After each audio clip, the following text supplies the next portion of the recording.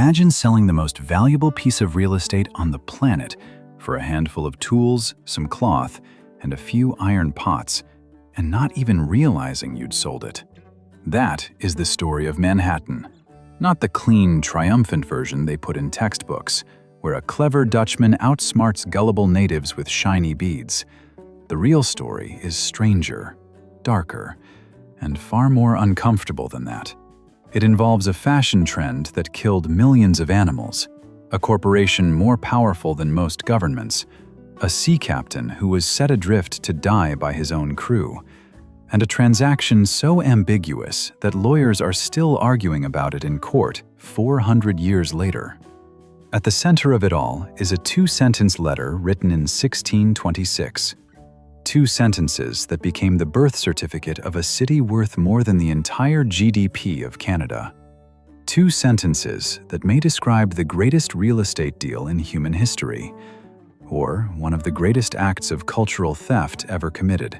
Possibly both at the same time. To understand how Manhattan ended up in Dutch hands, you have to start somewhere that seems completely unrelated: the hat shops of 17th century Europe. By the early 1600s, the aristocracy and emerging merchant class across the continent had developed an almost pathological obsession with a specific style of headwear. Wide-brimmed felt hats, constructed from beaver fur, had become the defining status symbol of the age. The reason was purely technical.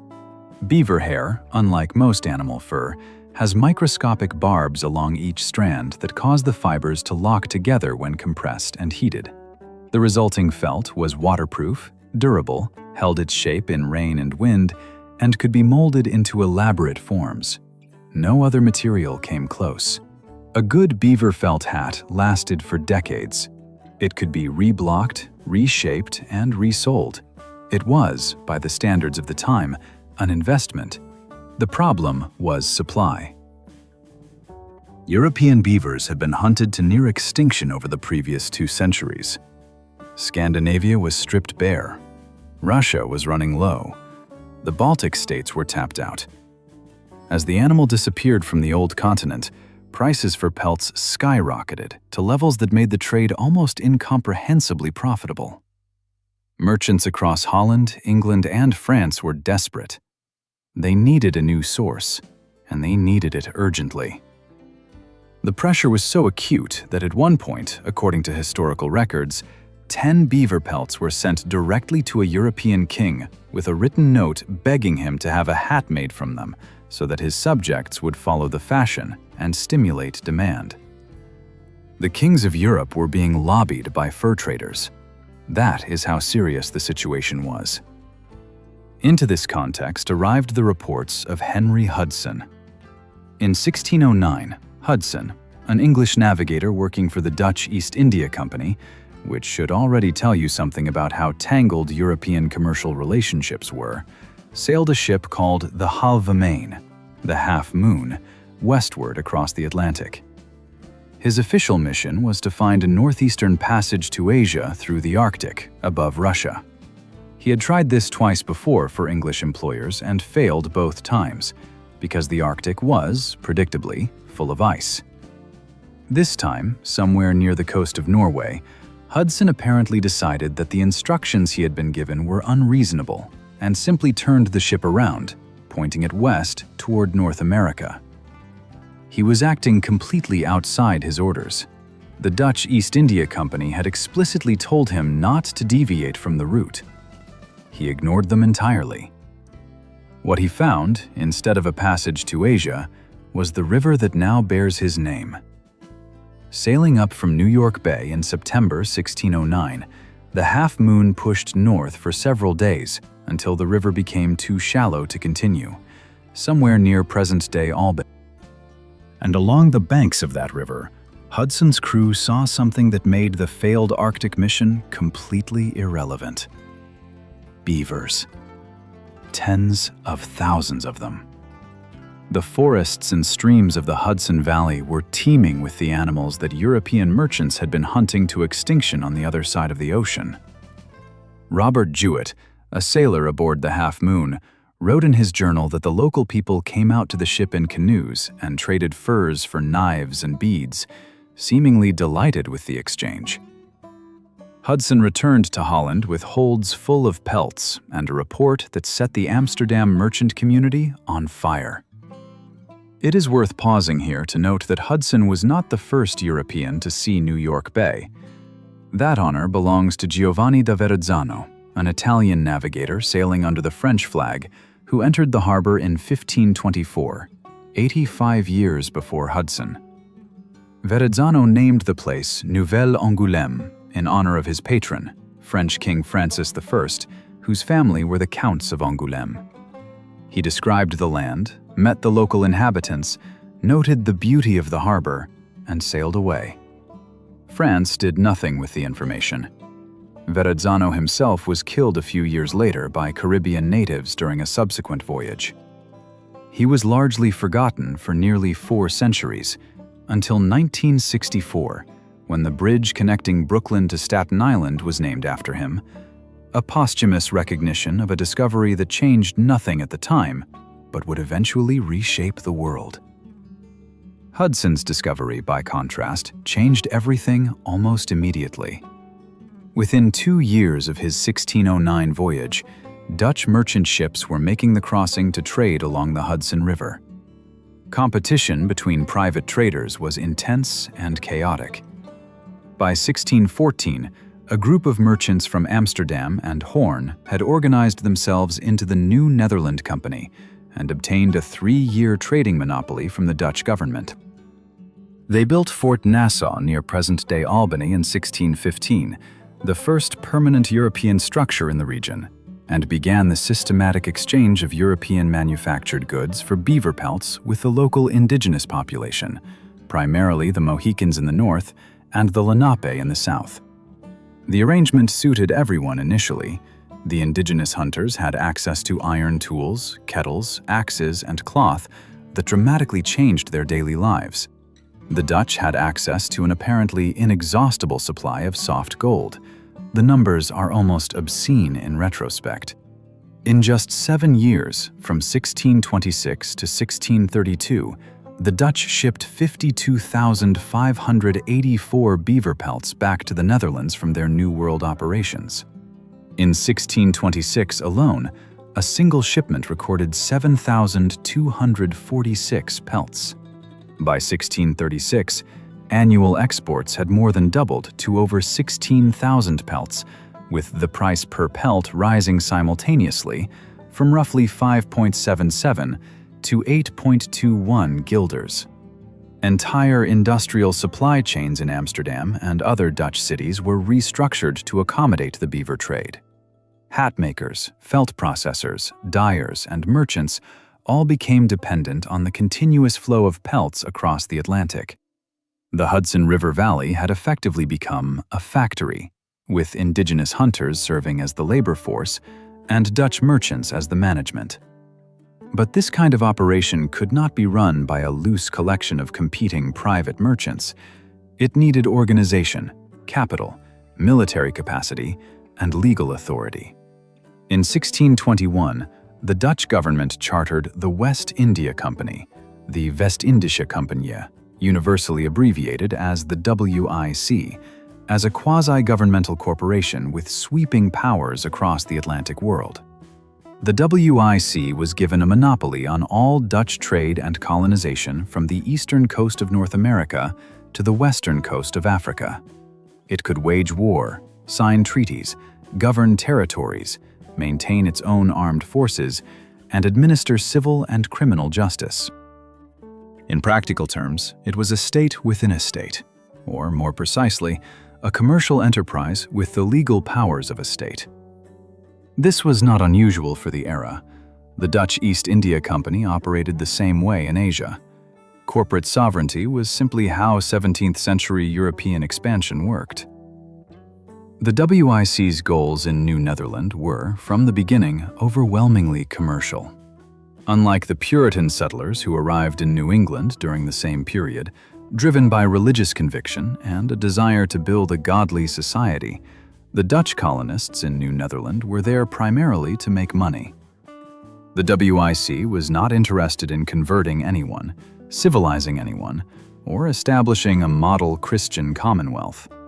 It wanted pelts, and it wanted the trading infrastructure to process and export them efficiently. This commercial pragmatism had an interesting side effect. New Amsterdam, the settlement that would eventually become New York City, became almost accidentally the most tolerant and diverse urban settlement in the Americas. When your primary concern is profit, you cannot afford to turn away productive workers, skilled merchants, or capable farmers on the basis of religion or national origin. By the 1640s, 18 languages were reportedly spoken in the tiny settlement at the southern tip of Manhattan. Jews, Quakers, Catholics, Lutherans, Walloons, Africans, and people from at least a dozen European countries lived and worked side by side in a city whose entire population would have fit comfortably inside a modern sports stadium. The WIC sent its first official settlers to New Netherland in 1624, approximately 30 Walloon families who landed on Nut Island, today's Governor's Island, off the southern tip of Manhattan. The expedition was commanded by Cornelius Jacobson May, the colony's first director. May was, by all accounts, not up to the job. The settlement struggled. Infrastructure was minimal, leadership was incompetent, and the WIC's board in Amsterdam was increasingly frustrated with the returns it was seeing. They needed someone better. What they got was Peter Minuit, and the world would never quite be the same. Minuit was a Walloon by background, born around 1580 in Wesel, a city in what is now northwestern Germany. He wrote in Dutch, worshipped in the Dutch Reformed Church, married well, and became a successful merchant. Sometime in the mid-1620s, he entered the service of the WIC. In 1625, he was sent to New Netherland on a reconnaissance mission, essentially to figure out what was going wrong and how to fix it. He returned with observations. The company appointed him third Director General of the colony, replacing the ineffective Willem Verhulst. And in January 1626, he set sail again. He arrived on May 4th, 1626. Within weeks, he had made a decision that would echo across 4 centuries. The colony was scattered and vulnerable. Small groups of settlers were posted at various points across the region, a few families on Governor's Island, garrison troops at Fort Orange near Albany, a handful of traders near the Delaware River. Minuit decided to consolidate. He would bring everyone to the southern tip of Manhattan, where a fort was already under construction, and build a proper city. The location made military and commercial sense. The harbor gave access to ocean trade, the 2 rivers flanking the island provided natural defensive advantages, and the position allowed control over the entrance to the entire Hudson River trading system. But before concentrating the population there, Minuit needed to address a problem that the WIC's lawyers in Amsterdam had been raising with increasing urgency. The company's charter authorized its directors to make contracts with local rulers and native peoples. Settling on land that had not been formally purchased from its inhabitants was legally and politically awkward. Other European powers, particularly the English, who had been eyeing Dutch operations in the region with growing hostility, might use the lack of a formal purchase as justification for contesting Dutch claims. Minuit's solution was straightforward, at least from a European legal perspective. He would buy the island. He would find representatives of the local population, offer them goods in exchange for a formal transfer of ownership, and thereby establish Dutch legal title to Manhattan. The transaction would be recorded, reported to Amsterdam, and cited as proof of legitimate possession. It was a tidy commercial solution to a messy colonial problem. What it was not, what it could not have been, given the fundamental incompatibility between European property law and indigenous concepts of land, was an actual sale in any meaningful sense of the word. But that complication would not become fully apparent for several centuries.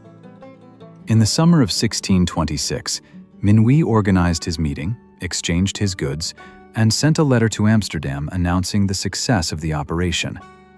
That letter, written by a company official named Peter Minuit and dated November 5, 1626, contained the two sentences that started everything: that the ship the Arms of Amsterdam had arrived from New Netherland, and that the settlers had purchased the island of Manhattan from the Indians for the value of 60 guilders.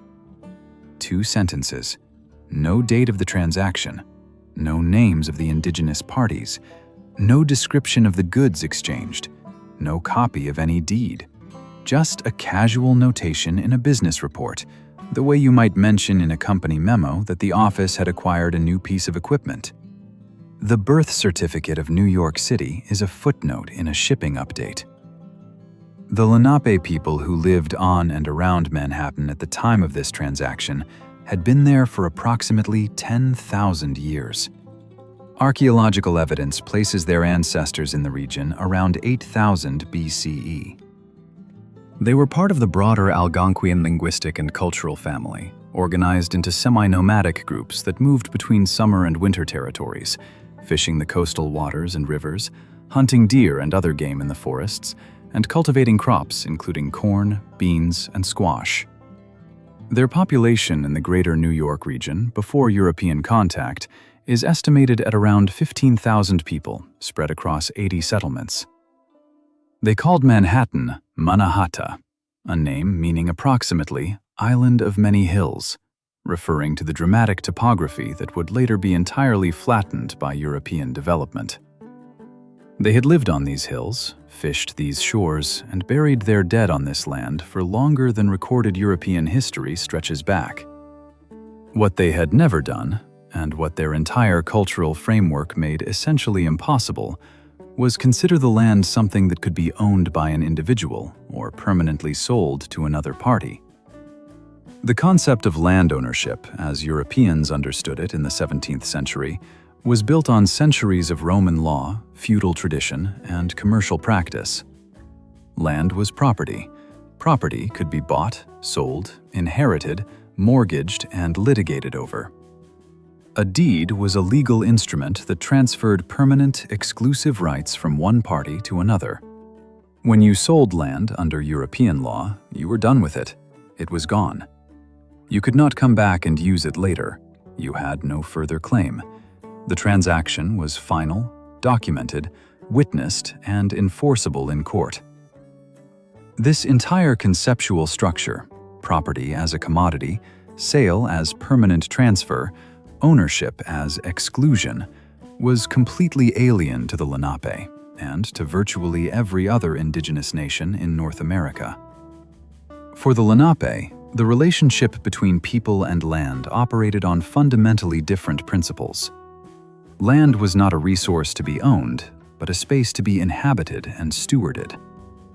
Different groups had rights to use specific territories for specific purposes: hunting grounds, fishing areas, agricultural plots, seasonal encampments. But these rights were overlapping, communal, and contextual, rather than exclusive and permanent. A Lenape group might have established fishing rights along a particular stretch of river, while another group used the same land for hunting. Multiple parties could hold simultaneous, non-conflicting claims to the same territory. The idea that one transaction could extinguish all of these overlapping relationships permanently, transferring the land to a single owner who could then exclude everyone else forever, was not just legally foreign to the Lenape, it was conceptually incoherent. It described a relationship to the natural world that their entire cultural framework rejected. Researchers at the National Library of the Netherlands summarized the situation with unusual directness in a study of the Manhattan Purchase. The original inhabitants of the area were unfamiliar with European notions and definitions of ownership rights, and for the indigenous people, water, air, and land simply could not be traded. The report concluded that both parties probably went home with entirely different interpretations of what had just happened. This is the most generous possible reading of the 1626 transaction, a genuine misunderstanding between two cultures operating on incompatible assumptions. A less generous reading would note that the Dutch were experienced colonial operators who had been conducting similar transactions across the globe, and who had every reason to understand that the people they were dealing with did not share their concept of permanent property transfer. Whether Minuit and the WIC were acting in good faith or cynically exploiting a legal fiction is a question that historians continue to argue about, and that courts have occasionally been asked to decide. There is another layer of complexity that the standard story almost never mentions. We do not actually know who sold Manhattan. The Lenape were not a single unified tribe with a single leadership structure. They were a collection of related groups spread across a wide territory, each with their own local leaders and their own territorial relationships. Several historians have argued that the individuals who participated in the 1626 transaction were likely Canarsie, a Lenape subgroup whose primary territory was in what is now Brooklyn, not Manhattan. If this is correct, then the Dutch may have purchased Manhattan from people who did not actually live there, and who had no particular authority over the island under indigenous protocols.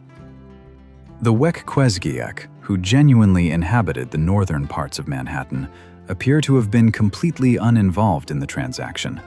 The practical equivalent would be buying a house from someone who lives down the street and has no ownership claim, while the actual owner is not consulted and not compensated.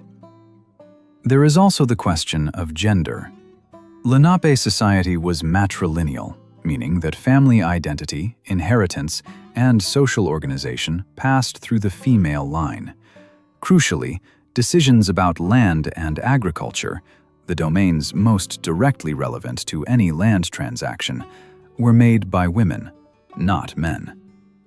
Every historical account of European land negotiations with indigenous peoples in this region describes meetings with male leaders. If the Lenape women who actually held authority over land use decisions were not present at, or even informed about the meeting with Minuit, then the transaction had no legitimacy whatsoever, even by indigenous standards. A deal signed by men who lacked the authority to make it, conducted in Dutch, which the Lenape could not read, recording a concept of permanent property transfer that the Lenape did not recognize, producing a document that nobody has ever been able to find. This is what the founding transaction of New York City actually looks like when you examine it honestly. And yet, the goods were exchanged. Something happened in May 1626, on or near the southern tip of Manhattan. The Schagen letter is not a forgery.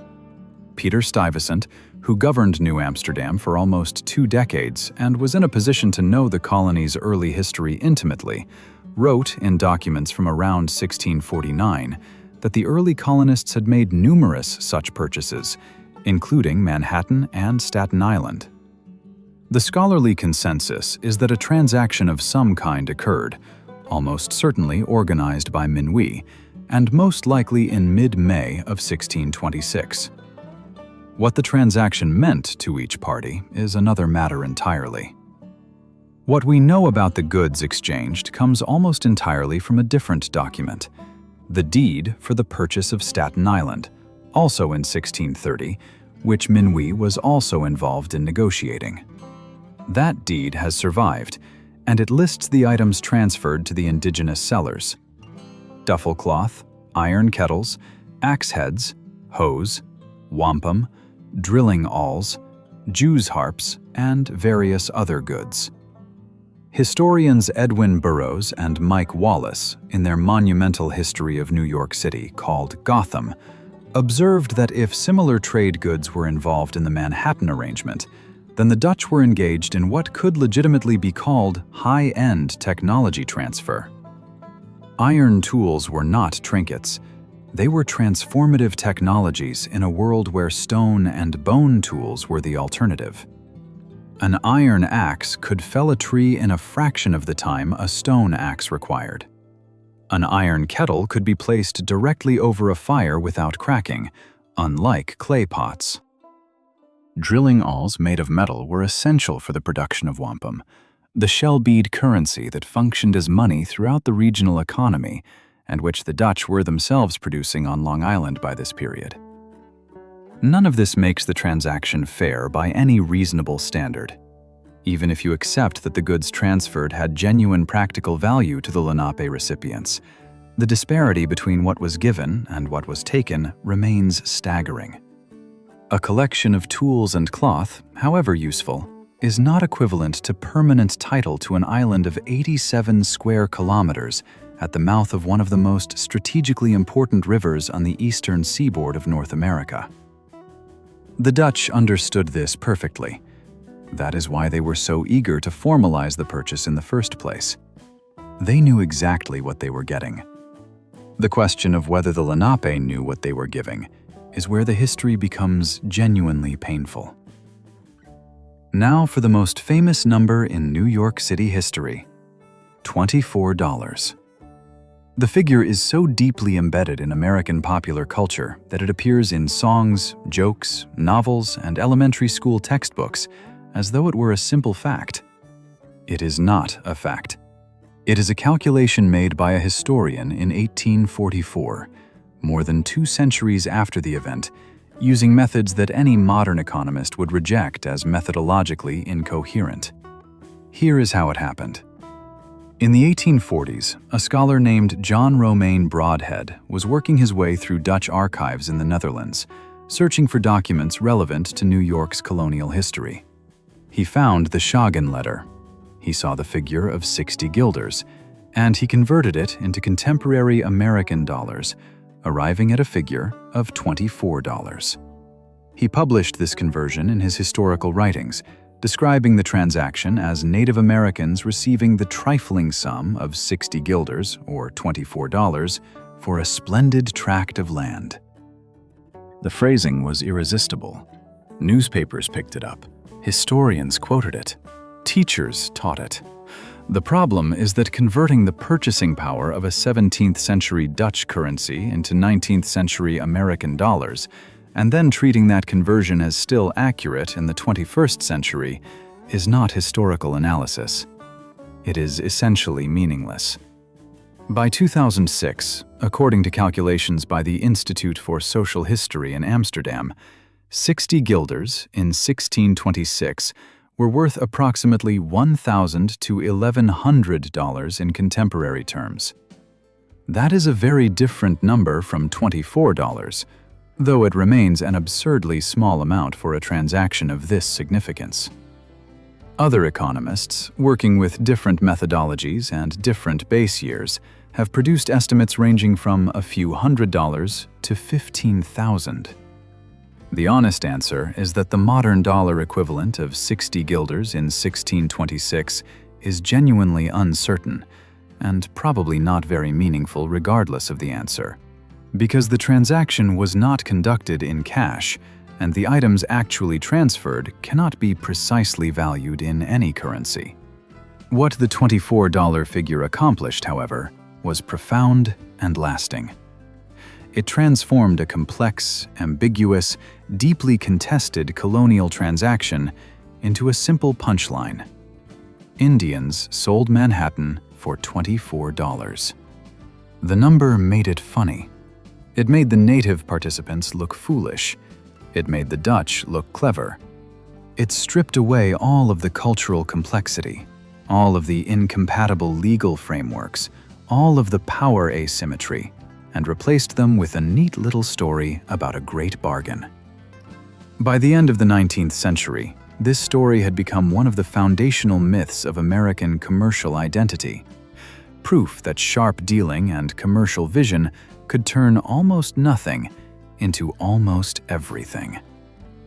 The artist Alfred Fredericks was commissioned by a title insurance company to paint a dramatic scene of the transaction, showing Minuit opening a chest of goods before wide-eyed native onlookers. That painting circulated in millions of reproductions and permanently fixed the visual imagery of the supposed deal in the American imagination. Sophisticated Europeans, primitive and astonished indigenous people, and a chest of trinkets changing hands in what the caption always described as the greatest real estate deal in history. The reality was considerably more complicated and considerably less flattering to the Dutch.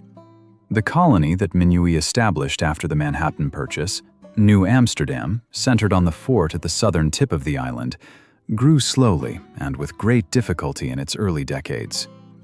The WIC was primarily interested in the fur trade, not in building a settler colony.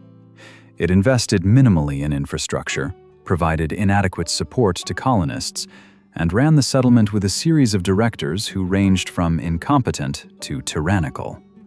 The patroon system, introduced in 1629 in an attempt to encourage settlement by offering large land grants to wealthy investors who would populate them with tenant farmers, produced a feudal structure that attracted almost no one. Why would European farmers cross the Atlantic to become medieval serfs when they could go to New England and own their own land? New Amsterdam, in its first 2 decades, was less a city than an extended trading post, with a permanent population measured in the hundreds. What sustained it was the fur trade, and what the fur trade required above all was maintaining functional relationships with the indigenous nations who supplied the pelts. The Lenape in the south, the Mohicans in the Hudson Valley, and ultimately the powerful Iroquois Confederacy in the interior were not passive victims of Dutch commercial expansion. They were active participants and often sophisticated negotiators. They played Dutch traders against English traders in Connecticut and Massachusetts, extracted favorable terms through competition, and developed complex alliances that reflected their own political interests as much as European commercial pressures. The Dutch understood this and adapted to it, at least while adaptation served their purposes. Company instructions to early directors explicitly told them to purchase land from indigenous peoples rather than simply seizing it, to maintain peace through trade, and to avoid unnecessary conflict that would disrupt the commercial operation.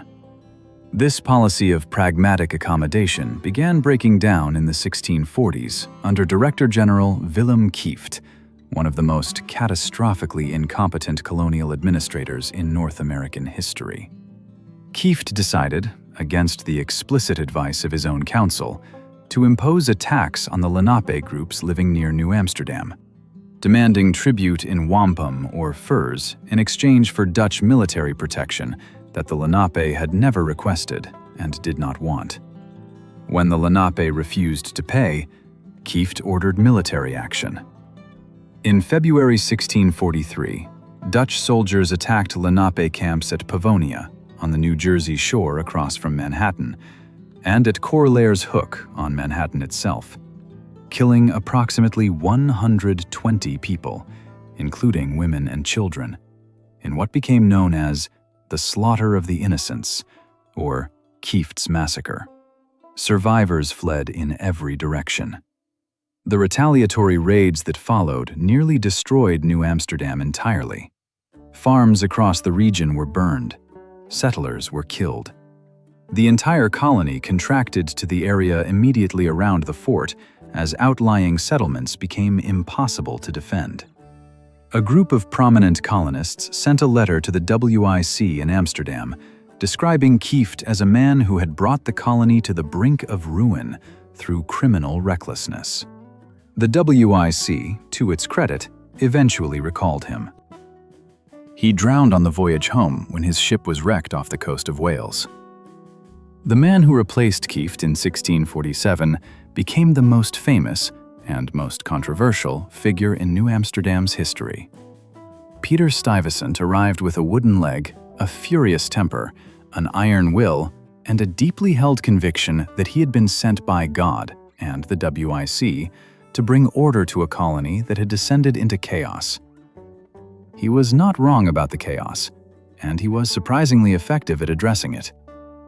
Under Stuyvesant, New Amsterdam acquired proper streets, a proper market, a proper school, a proper hospital, and a proper system of municipal government, the first such government in North American history, established by the WIC Charter of February 2, 1653. which created a common council with burgomasters and aldermen on the Amsterdam model. He standardized weights and measures, regulated the sale of alcohol, established fire safety rules, and built the infrastructure that transformed a struggling trading post into something resembling an actual city. He was also a bigot, a bully, and a would-be theocrat who tried repeatedly to expel Jews, Quakers, and Lutherans from the colony on religious grounds. Each time, the WIC overruled him, not out of any principled commitment to religious freedom, but because religious intolerance was bad for business. The letter the WIC sent to Stuyvesant instructing him to permit Jewish settlers to remain in New Amsterdam is one of the more extraordinary documents of the colonial era. A corporation explicitly ordering its governor to tolerate minority religious groups because their commercial connections in Amsterdam and throughout the Dutch trading network were too valuable to sacrifice. Tolerance as a business strategy rather than a moral principle, but effective regardless of its motivation. The result was that New Amsterdam, by the early 1660s, was genuinely among the most diverse places in the Western world. By 1664, the settlement had grown to approximately 1,500 people, speaking those famous 18 languages, living in a town that had spread well beyond its original fort. Wall Street, literally named for the wooden wall that enslaved African laborers had built across the island in 1653 as a defensive barrier against potential English or Indigenous attack, marked the northern boundary of the settled area. South of the wall, the streets followed the irregular Dutch urban pattern, winding around the contours of the original landscape. North of it, the island remained largely undeveloped forest, farmland, and indigenous territory. The city was prosperous, chaotic, argumentative, and deeply uncertain about its future. That future was about to be decided not by any choice of its inhabitants, but by the entirely predictable consequences of European imperial competition. England had been watching Dutch success in North America with increasing irritation for decades. The English claimed the entire eastern seaboard on the basis of John Cabot's voyages in 1497 and 1498, voyages that had touched the North American coast but had established nothing and settled no one. By the 1660s, the English colony of Connecticut bordered New Netherland on the northeast, the colony of Maryland pressed against it from the south, and the powerful New England colonies surrounded it on multiple sides. New Amsterdam sat in the middle like a splinter, disrupting what the English envisioned as a continuous chain of English territory from Maine to the Carolinas. Something would have to give. In 1664, King Charles II of England, entirely ignoring the fact that the Dutch were currently at peace with England, simply granted the territory of New Netherland to his brother James, the Duke of York, as a personal possession. It did not matter that the Dutch had been there for 40 years.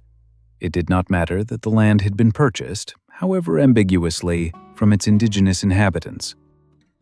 What mattered was that James wanted it. Charles gave it to him, and England had the naval power to take it.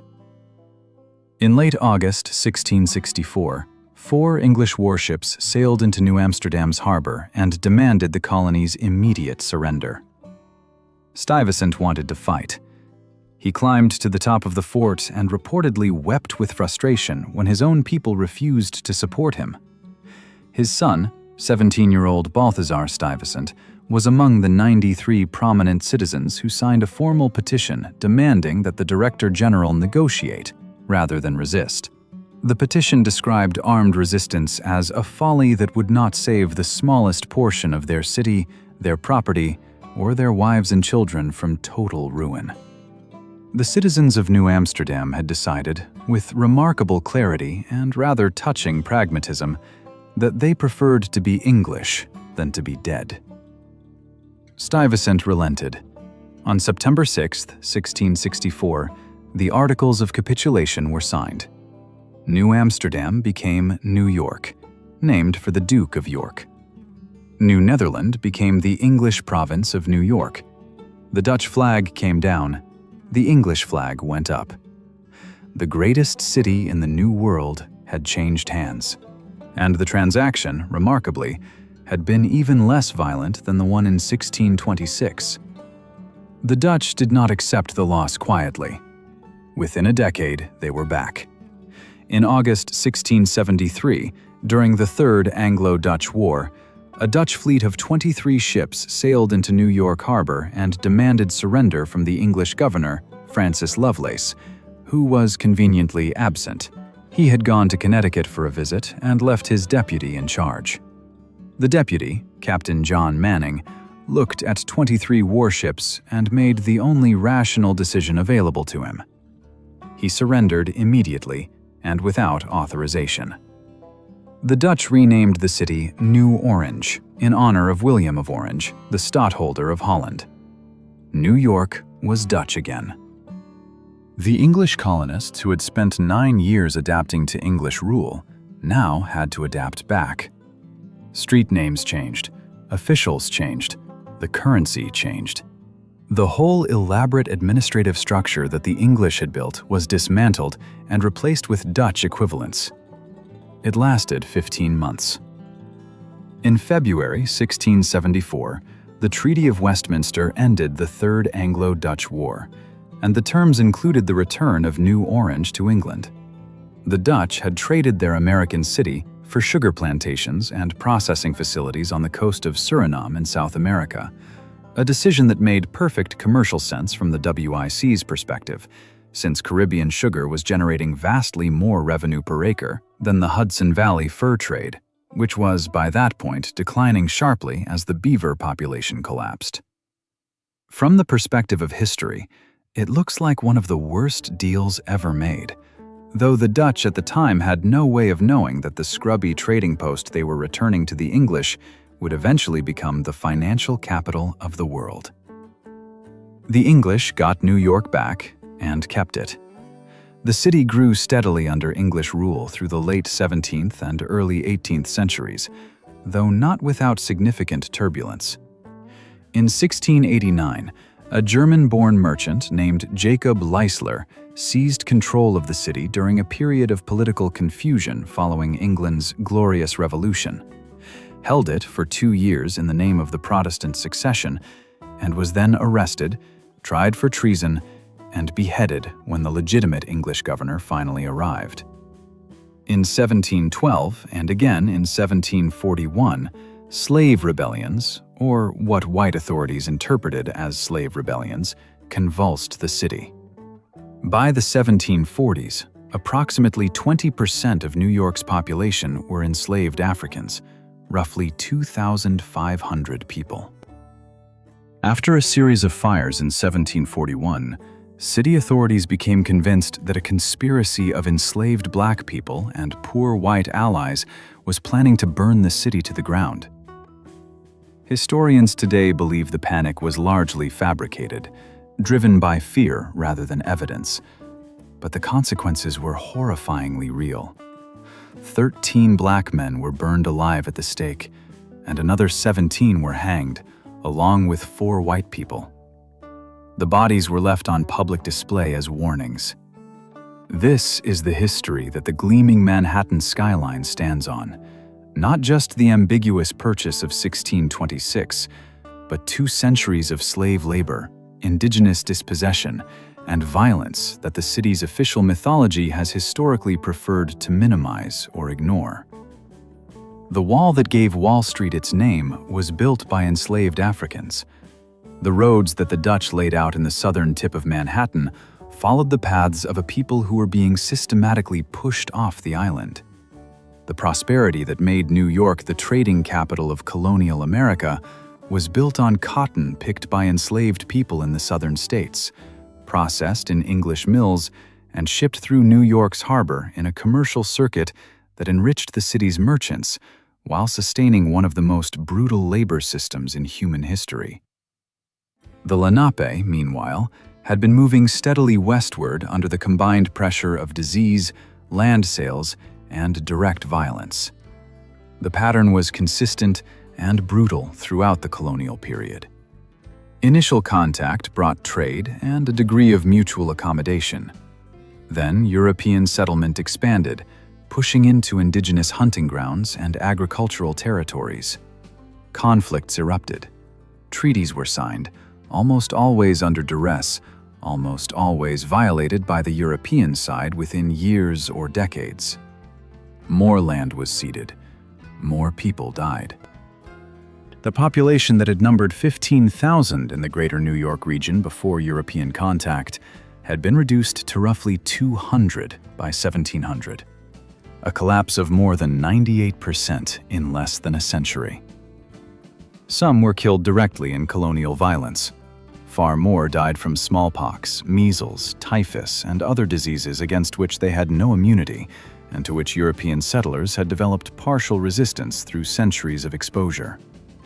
The epidemics moved faster than the settlers themselves, often devastating indigenous communities before European colonists even arrived in a region. The survivors were not simply absorbed into colonial society, they were pushed out.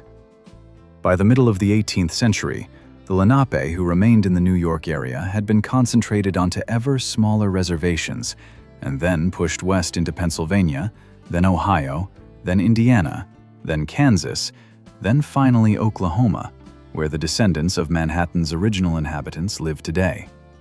The Delaware Tribe of Indians and the Delaware Nation, both federally recognized, are based in Oklahoma, literally a continent away from the island where their ancestors lived for 10,000 years before a Dutch merchant arrived with a chest of iron tools and a very different concept of property law. The trajectory of Manhattan's value after 1664 is one of the most extraordinary economic stories in recorded history, though it unfolded so gradually that no single generation could fully appreciate what was happening. Under English rule, the city grew from a small trading town into the busiest port in colonial America. By 1760, New York had surpassed Boston to become the second largest city in British North America, with a population of 18,000. The completion of the Erie Canal in 1825 transformed it into the undisputed commercial capital of the continent, providing a direct water route between the Hudson River and the Great Lakes that allowed goods from the entire interior of North America to flow through New York's harbor. By 1835, New York was the largest city in the United States. By the mid-19th century, it was one of the most important cities in the world. The land itself was the foundation of all of this. Manhattan's geology, a ridge of extremely hard metamorphic rock called Manhattan schist running through the center of the island, would eventually make it the only place on Earth where skyscrapers could be built in such density, because the bedrock lay close enough to the surface to support foundations for structures of virtually unlimited height. The same geology that the Lenape had walked across for millennia, hunting deer and fishing the surrounding waters, would become the literal bedrock of the vertical city that defined the 20th century's imagination of modernity. Every skyscraper that punctures the Manhattan skyline is anchored into rock that formed approximately 450 million years ago, long before there were humans anywhere on the planet to look up at it. The mythology surrounding the 1626 purchase took on a life of its own during the 19th century that was almost entirely disconnected from historical reality. By the 1840s and 1850s, as New York was exploding in size and wealth and becoming undeniably the most important city in the Western Hemisphere, the story of Minuit buying Manhattan for $24 became a founding myth of American commercial genius. It appeared in newspapers, in popular histories, in school textbooks, in novels. Washington Irving, whose satirical history of New York, published in 1809 under the pseudonym Diedrich Knickerbocker, invented much of what people thought they knew about Dutch colonial New York, had already established a template of mockery and romanticization that subsequent writers followed enthusiastically. The Dutch were portrayed as bumbling, pipe-smoking burghers who had stumbled into greatness through comic incompetence. The Lenape were portrayed as naive primitives who had handed over paradise for worthless trinkets. Neither portrayal had much to do with the actual historical record. The beads themselves deserve a special mention because they have become perhaps the most persistent and most misleading element of the entire story. The notion that Manhattan was purchased for glass beads is almost certainly false. It derives from a secondary account written in the 1840s, long after the original transaction, by a historian named Lamb, who described the exchange in theatrical terms that owed more to her imagination than to any primary source. The actual primary sources, the Schagen letter, the WIC documents, the comparative evidence from the Staten Island purchase, contain no mention of glass beads. The drilling awls mentioned in the Staten Island deed were used specifically for making wampum, which was itself a form of valuable currency throughout the region. If the Dutch were handing over wampum production equipment along with iron tools and cloth, they were providing something of genuine and recognized value, not colored glass trinkets. The bead story entered the historical record through careless repetition and has proven essentially impossible to dislodge, despite being contradicted by the available evidence. The 1844 historian Edmund O'Callaghan, who first published the $24 conversion, cannot entirely be blamed for what his calculation became. He was working with the genuine historical document, using the tools available to him, and his estimate of 60 guilders as $24 was at least an honest attempt at quantification, even if the methodology was flawed. What he could not control was what happened to his number once it entered circulation. By 1877, it had been paired with the bead story. By the 1890s, it had been immortalized in paintings, popular histories, and newspaper features. By the early 20th century, it was in elementary school curricula across the country. The number had achieved the status of established historical fact through sheer repetition, rather than through any genuine evidentiary basis. A process that scholars of historical memory call mythologization, and that journalists call, more bluntly, making something up and saying it enough times until people believe it. The actual Schagen letter, the two-sentence document at the center of all of this, has had its own remarkable career as an artifact. It resides in the National Archives of the Netherlands in The Hague. It has traveled to New York at least 3 times for anniversary commemorations and exhibitions. Each time it arrives, it is treated with something approaching reverence, the closest thing the city has to a founding document, displayed under glass for citizens to file past and contemplate. The irony is not lost on historians that the most important document in New York City's history is a casual business communication that its author almost certainly wrote in less than 10 minutes and never imagined would be read by anyone beyond its immediate recipients. It mentions the purchase of Manhattan in the same breath as news about the colony's general good spirits and the fact that some of the women had recently given birth. The island of Manhattan, 87 square kilometers that would become the most densely developed and economically valuable piece of real estate in human history, warranted exactly one sentence, wedged between a weather report and the birth announcement. The question of whether the 1626 transaction constitutes a valid legal basis for Dutch, and by extension English and American, title to Manhattan has never been definitively resolved. It surfaces periodically in legal scholarship and occasionally in actual litigation connected to Indigenous land rights. The arguments against validity are substantial. No original deed, no identified parties on the Indigenous side, no evidence that the individuals involved had authority to conduct such a transaction under their own cultural protocols. Strong evidence that the concept of permanent land sale was not understood or accepted by the Indigenous participants, and the additional problem that the legal system adjudicating these questions is itself a product of the colonial power whose title is being challenged.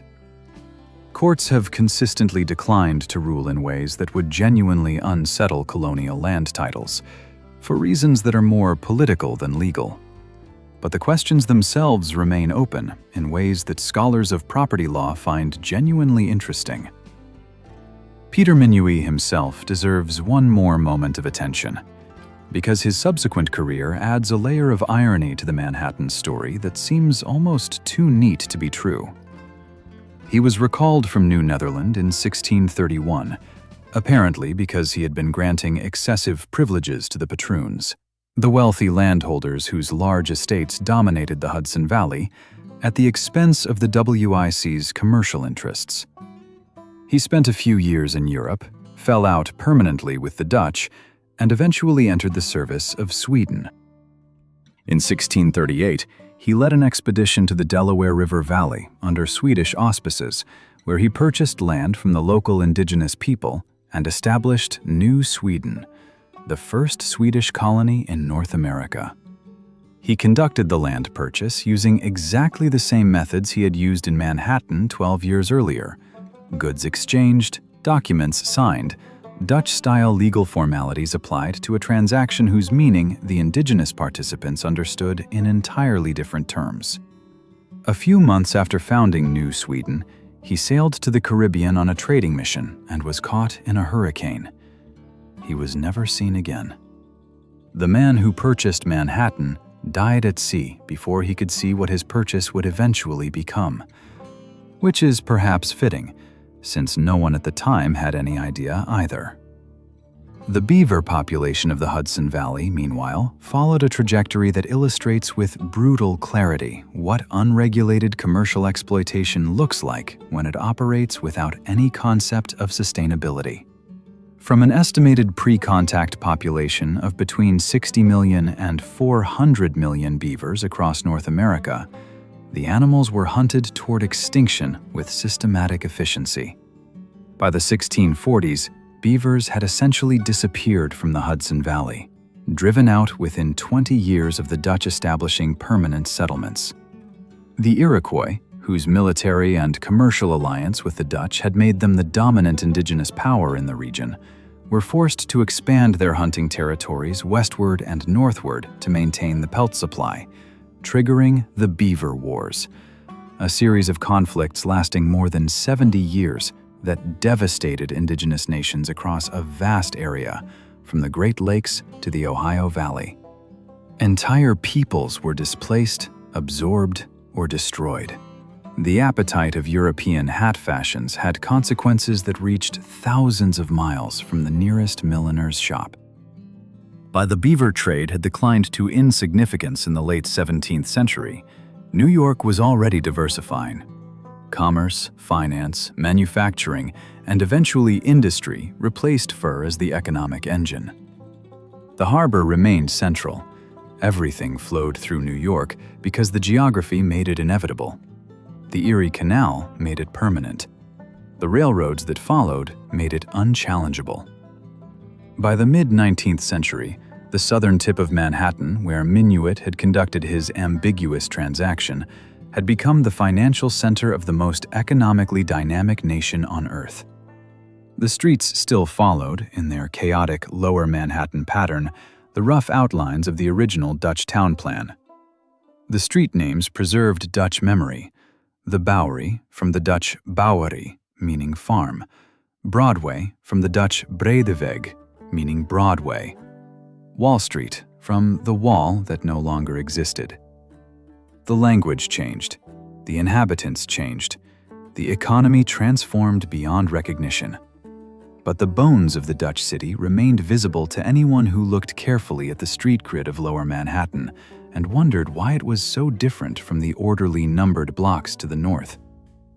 The economists at Rutgers University who calculated Manhattan's land value in 2014 at $1.74 trillion noted something that almost everyone who tells the story of the 1626 purchase manages to overlook. If you calculate the return on 60 guilders invested in 1626 at an average annual rate of 6.4%, which is what the Rutgers team estimated as the actual long-run annual return to Manhattan land values since 1626, you get a number that is in roughly the right ballpark for the island's current value. The mathematics of compound interest, applied over 4 centuries, turns almost any initial investment into an astronomical sum. The point is not that the Dutch got a bargain, though they unquestionably did, but that what they were buying could not have been valued at any reasonable price in 1626 because the city it would contain did not yet exist and could not be imagined. They were buying potential that nobody understood yet, including themselves. What the WIC wanted was a convenient trading post at the mouth of a productive river. What they got, without knowing it, was the foundation of the most economically consequential city in human history.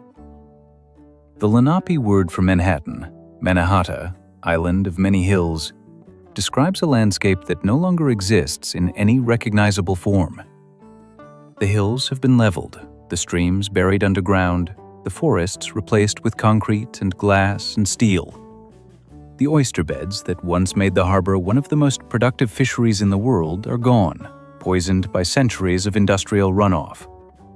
The shoreline itself has been extended outward by landfill, so that the physical boundaries of the island are no longer where they were in 1626. Almost nothing remains of the physical environment that the Lenape knew and that the Dutch first saw when they entered the harbor. And yet the name persists, slightly altered, Manhattan, an island of many hills that no longer has its hills, named in the language of a people who were driven from it before their grandchildren's grandchildren were born, still the most recognized urban name in the world. 2 sentences in a business letter, 60 guilders in trade goods, a concept of property that one party understood and the other did not, a transaction that produced 4 centuries of argument, a mythological number that was never real, a city that became the center of the modern world, and a people who lost everything they had lived on for 10,000 years. That is the true story of how Manhattan was purchased in 1626, and it is, depending entirely on where you are standing when you read it, either the greatest deal ever made or something that should never have been called a deal at all.